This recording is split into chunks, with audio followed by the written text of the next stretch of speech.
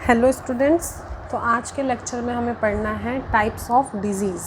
Okay, तो आज ये why do we fall ill का सेकेंड लेक्चर है हमारा, जिसमें हम टाइप्स ऑफ डिजीज़ पढ़ने जा रहे हैं। तो सबसे पहले दो टाइप के डिजीज़ होते हैं, acute disease and chronic disease. तो सबसे पहला सवाल है, what is acute disease.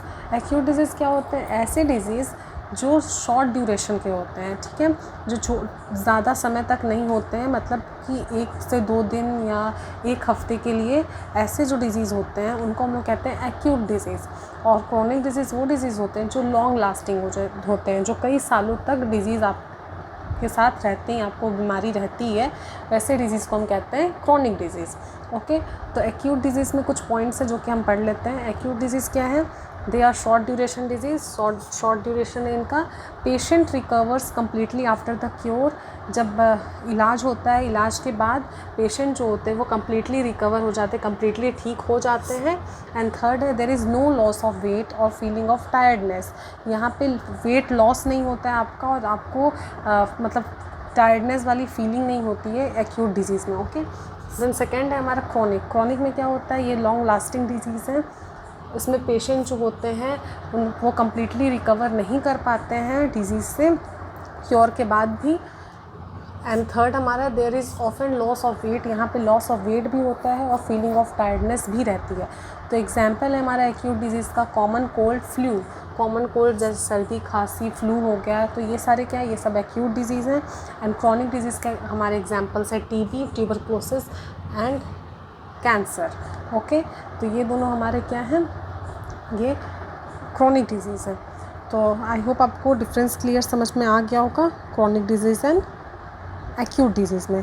Chronic disease में ये भी है कि शॉर्ट ड्यूरेशन के लिए होता है, तो मतलब कि हमारे अंदर की जो एफिशिएंसी है वो कम नहीं होती है, पर एक्यूट डिजीज़ में। बट क्रॉनिक में क्या होता है कि क्रॉनिक जो होता है वो बहुत लंबे समय तक चलता है, तो हमारे अंदर जो एफिशिएंसी होती है काम करने की वो धीरे धीरे कम होती जाती है। पर एक्यूट में ऐसा कुछ नहीं होता है। तो अब है आगे immediate cause and contributory cause. Immediate cause क्या है, कंट्रीब्यूटरी कॉज क्या है, ये हम समझ लेते हैं। तो इमीडिएट कॉज क्या होता है? The organism that enter our body and cause the disease are termed as immediate cause. Immediate word से ही आपको समझ में आ रहा है कि जल्दी, ठीक है। तब जो ऑर्गेनिज़म्स होते हैं लाइक वायरस, बैक्टीरिया, ये जब हमारे बॉडी में एंटर करते हैं और उसी से हमें जब डिज़ीज़ होती है तो वो क्या होता है? उसे हम इमीडिएट कॉज कहते हैं। पर कंट्रीब्यूटरी कॉज किसको कहते हैं? जैसे किसी चीज़ की मदद से ये डिज़ीज़ हमारे बॉडी में हो, लाइक डर्टी वाटर। अगर गंदा पानी हम पी रहे हैं तो गंदा पानी की वजह से वो बीमारी हमें हो रही है। ये नहीं कि डायरेक्ट वायरस हमारे बॉडी में चला गया, वो गंदा पानी जो था वो हमारे बॉडी में गया, उसमें वो वायरस प्रेजेंट था या बैक्टीरिया प्रेजेंट था जिसकी वजह से हमें वो बीमारी हुई, तो वो क्या होता है? कंट्रीब्यूटरी कॉज होता है, ठीक है। The secondary factor which lead this organism enter our body are termed as contributory cause. किसी चीज़ के हेल्प से, किसी चीज़ को फैक्टर बना के अगर ऑर्गेनिज्म हमारे बॉडी में एंटर कर रहा है तो ये क्या होता है? ये हमारा कंट्रीब्यूटरी कॉज होता है। पर अपने आप ऑर्गेनिज्म हमारे बॉडी में एंटर कर गया और डिजीज़ हो गई तो उसको हम लोग कहते हैं इमीडिएट कॉज। जैसे इमीडिएट कॉज में डायरेक्ट वायरस और बैक्टीरिया एग्जांपल्स हैं, और कंट्रीब्यूटरी कॉज में है dirty water, contaminated food and standard of living. आप सही तरीके से रह रहे हो कि नहीं रह रहे हो, या पुअर इम्प्रॉपर नरिशमेंट, ठीक है। ये चीज़ें जो होती हैं इनकी वजह से कंट्रीब्यूटरी कॉज होता है।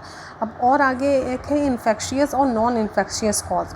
तो इन्फेक्शियस कॉज क्या होता है कि माइक्रोब्स और माइक्रो ऑर्गेनिज़म जो होते हैं, जो इमीडिएट कॉज स्प्रेड करते हैं, इनकी वजह से क्या होता है कि हम इन्फेक्टेड, नॉर्मली आपको ये याद रखना है कि ये पर्सन टू पर्सन फैलता है, ठीक है। अगर एक पर्सन को तो उस पर्सन से दूसरे पर्सन को भी होगा, तो ये हमारा होता है infectious causes. And non infectious जो पर्सन टू पर्सन ना फैले, ठीक है, ये कॉन्टैक्ट से स्प्रेड नहीं करता है। तो जो कॉन्टैक्ट से स्प्रेड नहीं करता है उसको हम लोग नॉन इन्फेक्शियस कहते हैं, और जो कॉन्टैक्ट से स्प्रेड करता है उन्हें हम इन्फेक्शियस कहते हैं, ठीक है। तो इन्फेक्शियस डिजीज़ में हमारे कौन कौन से डिजीज़ आ जाते हैं? Tuberculosis, tetanus, common cold, AIDS. ये सारे क्या होते हैं? ये कांटेक्ट में आने के बाद फैलते हैं, तो ये सारे इन्फेक्शियस डिजीज़ होते हैं, ठीक है। इन्हें होस्ट की ज़रूरत होती है। ये मल्टीपल टाइम्स क्या होते हैं? डिवाइड होते हैं, फिर एक होस्ट बॉडी से दूसरे बॉडी में ट्रांसफ़र होते हैं, ठीक है। तो ऐसे डिजीज़ को हम कहते हैं infectious disease.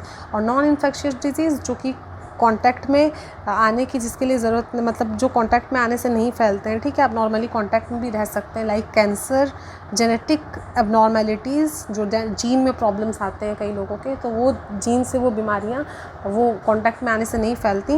And high blood pressure, ये सारे ऐसे बीमारियाँ हैं जो नॉन इन्फेक्शियस है, जो कांटेक्ट में आने से नहीं फैलते हैं।